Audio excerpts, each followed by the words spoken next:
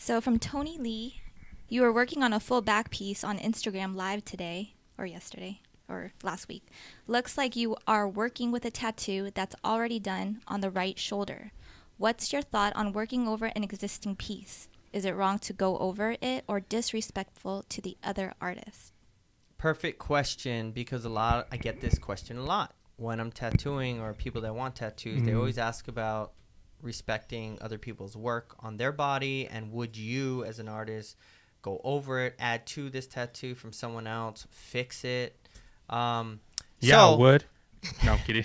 So let's go right into the next topic of Discussion. tattoo highlights of the week, because I'm going to answer that last question with this week's tattoo, the tattoo he's talking about. So this client came in with a tiki, and this client actually is a power lifter. He entered competitions as World's Strongest Man competition. He was a professional arm wrestler. Oh, I remember him. Yeah. I mean, a big guy. Yeah, so he's he big. wanted his whole back tatted with the head of Ku, which is a tiki. We sat down and discussed that. First, I'm going to answer your question about aesthetics and everything, but just to let everyone know, he was very sensitive to the fact of Ku being the war god in Hawaii, and he respected that a lot because he wanted the tongue to be sticking out. And, he studied the Polynesian culture, but he, I guess, blended it, because the tongue sticking out a lot is Maori or the New Zealand, when they did the haka and stuff. So I explained to him that he's kind of mixing it because Ku doesn't have his tongue sticking out. And he said he'd prefer to keep it traditional. So we kept it traditional. Okay. And we put that on his back because he wanted, because of his lifestyle and everything. Yeah. And he wanted the tiki always to be watching his back. So we went ahead and did it. Now, I don't normally post in progress work, but I do show you guys here because it's a discussion on tattoos, and a lot of people are either learning how to tattoo, and this will help you in your journey, or if you're looking to get a tattoo, it's good to kind of be knowledgeable about what the artist is telling you or what to tell the artist. So here is a picture of his back blank. Okay, sorry. Here is a picture of the tiki. So right here is Ku, or a variation of Ku, which is a Hawaiian god in Hawaii, but it's a tiki. And he wanted this picture. On his back. So here's his bare back. I forgot to take a picture, so I went ahead and took a picture while I was drawing with a pen. As you can see, it's a large back. Yeah, it's a big back. And I wanted to utilize it properly with the eyes going down his shoulders. That's kind of what he wanted to. But if you look on his right shoulder, he has something coming over the back. Now, if we filled his whole back with the tiki, there would have been some imbalance with that old tattoo. So he was he actually wanted to do something kind of in the same shape on the left side. Okay. So do something in the same shape and then add on right in the middle. Oh, okay. So I drew the tiki, and this is the drawing right here. Is that the drawing or the tattoo? No, it looks like the drawing. Yeah, it's the drawing. So that's the tattoo, but this is the drawing. So that's the drawing? So this is a drawing with the marker. Make sure that it's all equal as best as I could do freehand. And he could take a look at it and make sure that it's all proportional. And then here's the outline. So we were only able to do 3.5 hours. Still, man, that's... he had a big back. Jeez. So is that the whole outline? Might be. Okay. Yeah.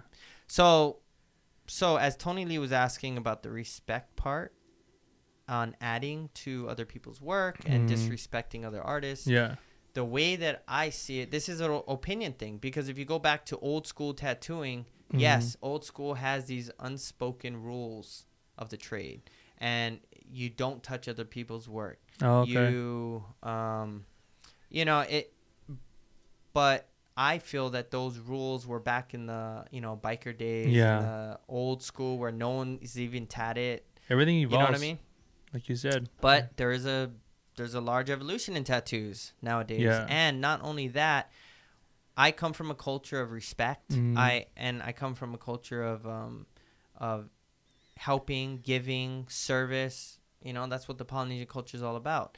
And in that, I don't think of me as an artist. I think of me as a servant. So my whole purpose as an artist is to serve the client. Now, if the client comes in and wants something added to a piece, in no way do I want to disrespect someone, but that artist isn't priority over my client. That's how I see it. Yeah. My client is priority because it's his body or her Yeah. body. And my job isn't to be out there respecting other artists. My job is to serve my clients.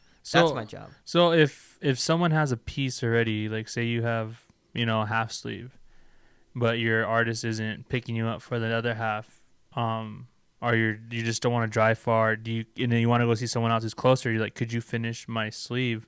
Is that something like you can do? Or okay, I've done it, and this is taboo in the industry. It is. I guess I supposed to say no. I supposed to say no. You got to go back to your artist and do it.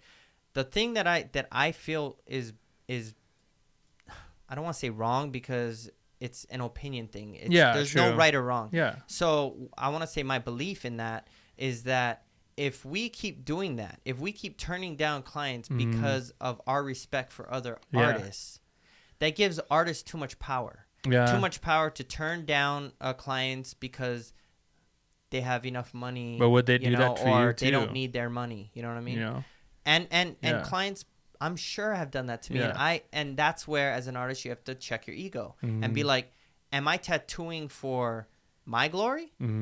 Like because I want to be a badass tattoo artist, or am I tatting because I'm gifted? I've been given a gift to create pieces of works on people's bodies, and create meaning in that and all that. And if you operate in that aspect, I feel you're completing the circle. Like you're just being blessed because you're using your gift wisely, like how you're supposed to. Yeah. But also, it's not about you. No. It's not about you. If this is the problem, it's not with the artist. It should be the client. They're the ones going back and forth. And I have done this in the past. I have turned people away. I have went with the natural or the unspoken rules of tattoo traditions, because I worked in street shops before. I worked out, here in San Diego, and I wanted to respect the trade. Yeah. But my belief in how I operate now is all based on my experience and what I've came across in these 20 years of tattooing.